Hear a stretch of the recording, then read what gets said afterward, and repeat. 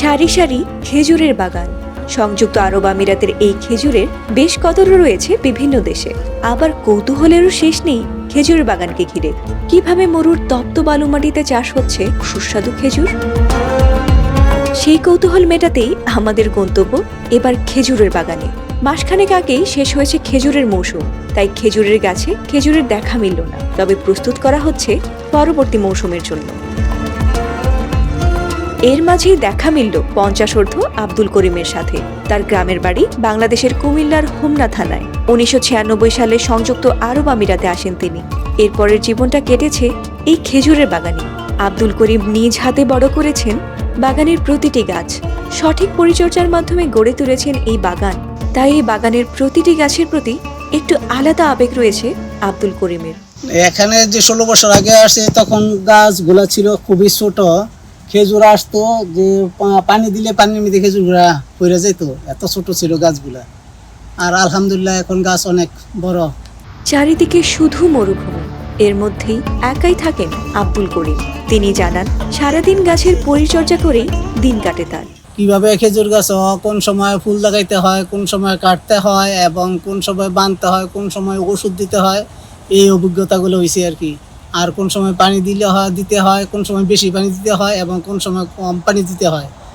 কোনো সময় কম পানিও দিতে হয়, পানি বন্ধ রাখতে হয় এবং কোনো সময় পানি অতিরিক্ত বেশিও দিতে হয়। যখন খেজুর বড় হওয়ার সময় হয় তখন পানি একটু বেশি দিতে হয়, আর যখন খেজুর পাকার সময় হয় তখন খেজুর একটু পানি কম দিতে হয়। এই বাগানে বারহি জাতের খেজুর চাষ হয়। গত অক্টোবরে গাছ থেকে খেজুর সংগ্রহ করা হয়েছে, আর সেই খেজুরই বিভিন্ন দেশে হয়েছে রপ্তানি। এখান থেকে প্রতি খেজুর গাছ যখন পাকা হইব কাইটা তুইয়া রাখা হয়। এরপরে যখন শুকা হইব গাছের থেকে তখন একসাথে করে গাড়ি আসে, ডেইলি 4-5 গাড়ি আইসা এই বছরও 35 গাড়ি খেজুর নিচ্ছে এখান থেকে। ফেব্রুয়ারিতে ফুল আসে খেজুর গাছে। পুরুষ গাছের ফুল থেকে পরাগায়ন করতে হয় নিজ হাতে। এরপরই আসে ফল। সেই খেজুর পরিপক্ক হয় সেপ্টেম্বর ও অক্টোবরে। ফেব্রুয়ারি মাসের থেকে প্রথম খেজুরের ফুল আসে, জুলাই আগস্টে এটা পুরো রতাপ হয়, সেপ্টেম্বর অক্টোবরে পুরো পাইকা ক্লিয়ার হয়ে যায়। আব্দুল করিমের জীবনের বড় অংশই কেটেছে এই বাগানে। হাড় ভাঙা পরিশ্রমও করেন দিনরাত। তারপরও স্বস্তির নিঃশ্বাস আব্দুল করিমের, কারণ এখান থেকে উপার্জিত অর্থ দিয়েই তার সন্তানরা মানুষ হয়েছে। তাই খুব একটা আক্ষেপ নেই এই প্রবাসীর। এখানে আসছে 96 অক্টোবরের 15 তারিখ প্রথম।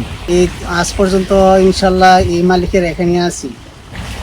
আজ 27 বছর অতিবাহিত হয়ে গেছে, 28 বছর চলতেছে। আব্দুল করিমের মতো প্রবাসীরা পরিবারের খুশির জন্য স্মৃতি আঁকড়ে পড়ে থাকেন বছরের পর বছর।